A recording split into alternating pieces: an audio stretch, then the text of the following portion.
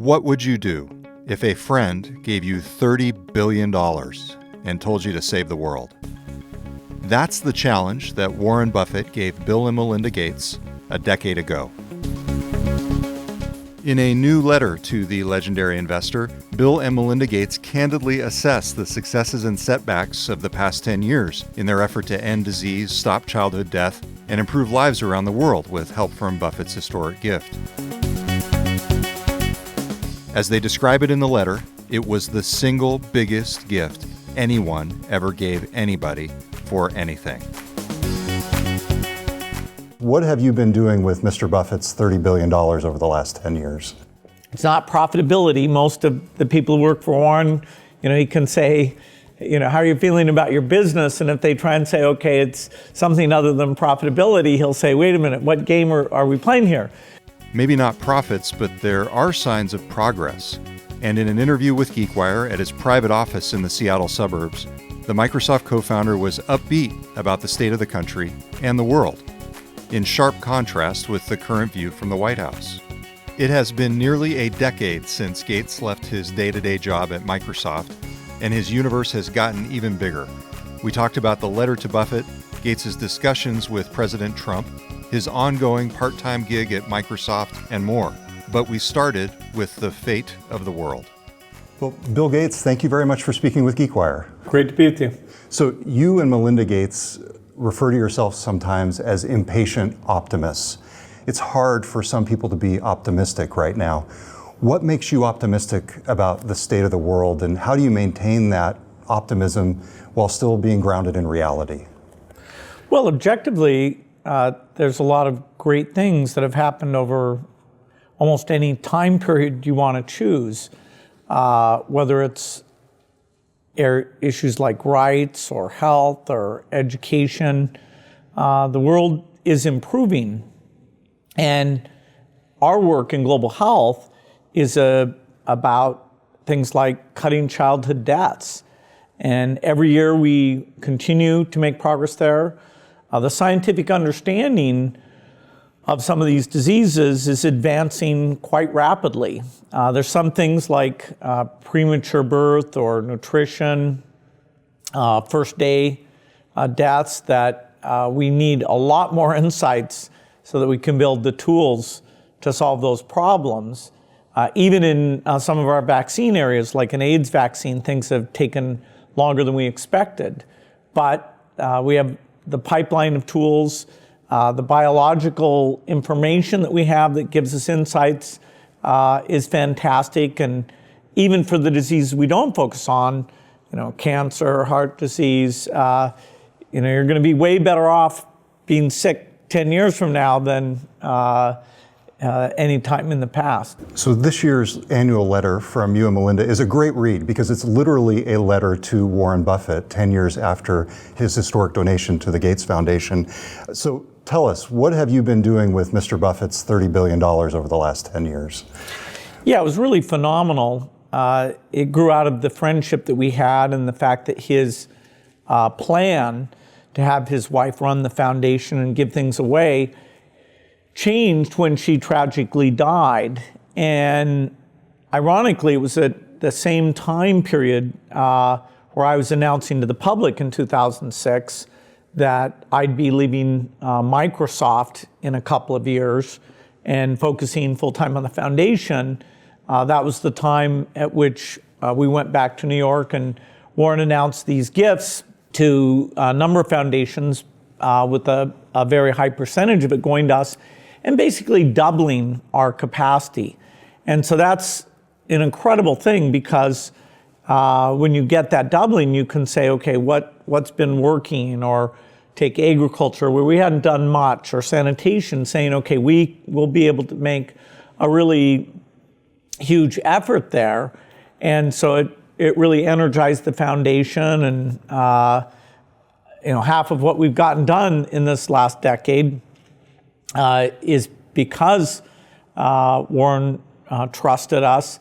And here we're writing back to him an honest appraisal of what metrics do we look at. The philanthropy game, you're going for different outcomes, saving childhood lives, having kids grow up so that because they don't have malnutrition or disease, that they achieve their full potential.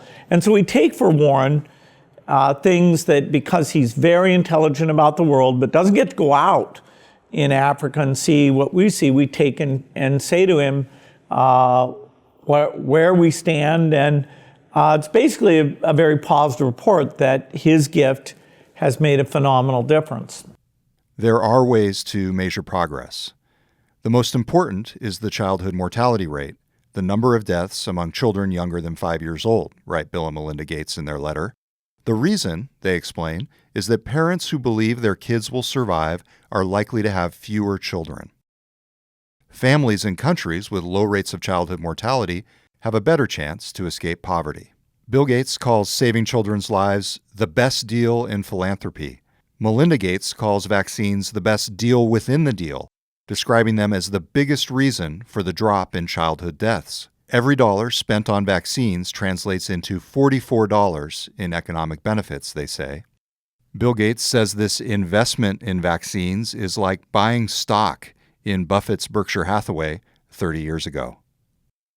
That's one of several areas where Gates's positions are at apparent odds with the policies and viewpoints of President Trump, who has been publicly skeptical about vaccines, citing fears about a purported link to autism. Gates has called the claim that vaccines lead to autism an absolute lie that has killed thousands of kids. He told GeekWire that he did raise the subject of vaccines when meeting with Trump. Absolutely. I talked about that during the next 4 years, we hope to get an HIV vaccine, that's been harder than people expected.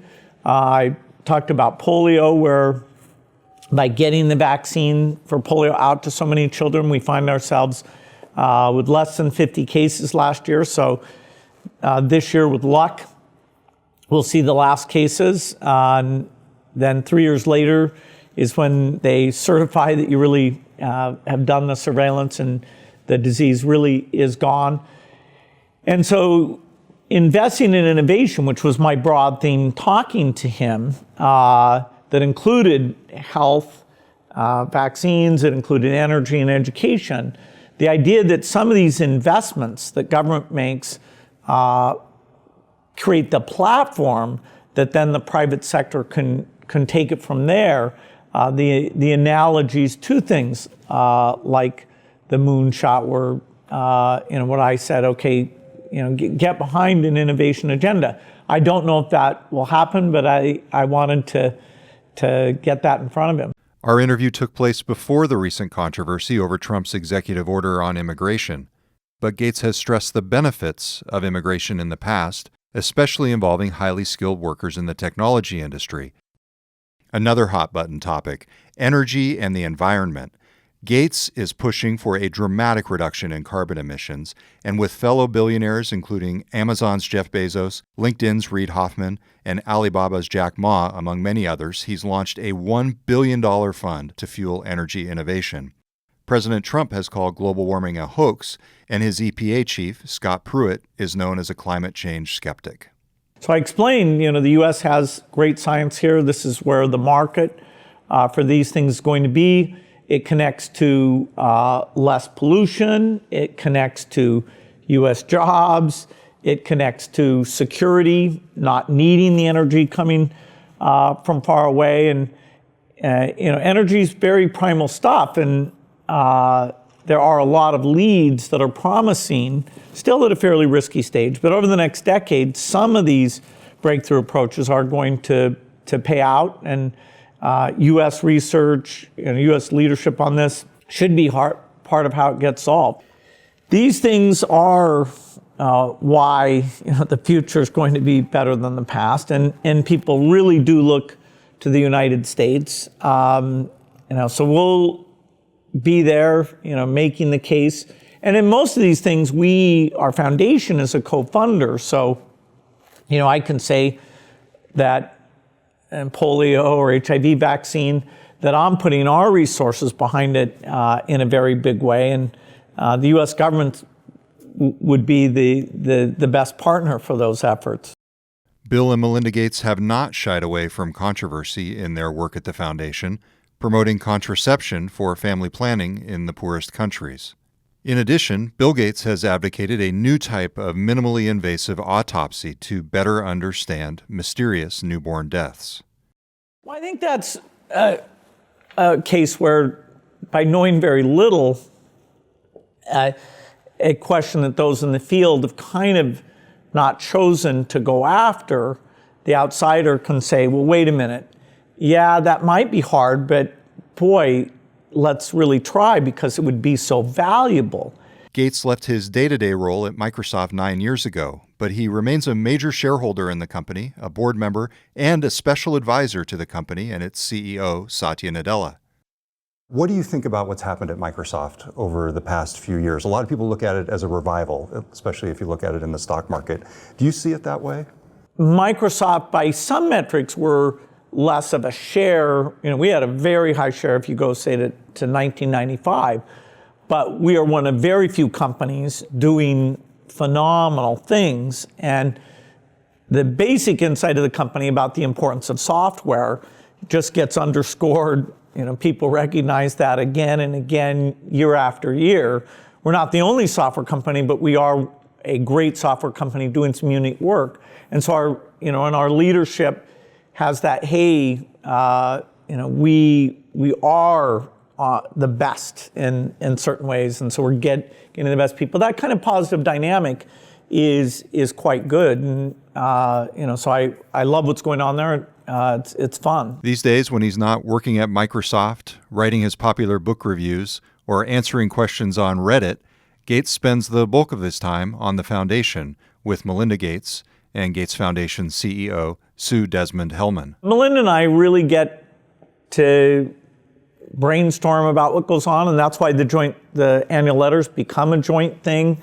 It'd be a mistake not to think of her as very numerical and interested in the science. I enjoy, if I get ahead of her, say, understanding the immune system, then we can spend a few hours where I'm kind of going through how amazing it is and interesting, and how that affects our creating new products. And so I've always had a partner. This is in a sense more profound because we're lifetime partners. We're going to be doing this the rest of our life, but it's a lot of fun doing it with her. Bill and Melinda Gates end their annual letter with a nod to their status as impatient optimists, writing, "The future will surprise the pessimists." Much as his generation got swept up in the digital revolution, Gates hopes that the next wave of innovators sees the potential to change the world through science, philanthropy, and global health. That sense of progress, the sense of opportunity, I hope that comes across to people, because we need to draw people into this work, whether as careers or givers to these causes, or just their political voice, that these equity issues should stay on the agenda. Well, Bill Gates, thank you very much for speaking with GeekWire. Yeah, great to see you. Reporting from Seattle, I'm Todd Bishop, GeekWire.com. Before we go, one last thing. We could not help but notice Bill Gates' excellent fashion sense in this family photo that Melinda Gates posted on Twitter. So after our interview ended, we gave him some custom GeekWire branded merchandise as a parting gift. I know you like white socks. Great, cool. So we brought those as a gift Excellent. for you.